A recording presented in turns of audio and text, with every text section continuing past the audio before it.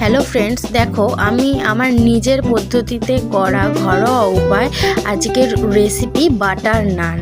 ঠিক আছে, রেসিপিটা তো আর শেয়ার করা হয়নি, বাট আমি মুখে বলছি। একটু ময়দা মেখে নিয়েছিলাম, দই, ইনো আর নুন, মিষ্টি আর একটু তেল দিয়ে দেন ঘন্টাখানেক রেখে দিয়েছিলাম। তারপরে রুটিটা বেলে নিয়েছিলাম একটু সাদা তিল আর ধনেপাতা দিয়ে। তারপর এটাকে উল্টো পিঠ করে রুটিটার তার পেছনে একটু জল দিয়ে দিয়েছিলাম বুলিয়ে ভালো করে। তারপর চাটুটা লো ফ্লেমে রেখে এর উপর দিয়ে দিয়েছি রুটিটা চাটুর উপরে। তারপর একটু বাবল মতন উঠে আসলে চাটুটা এরকম ঘুরিয়ে উল্টো পিঠটা সেঁকে নিয়েছি।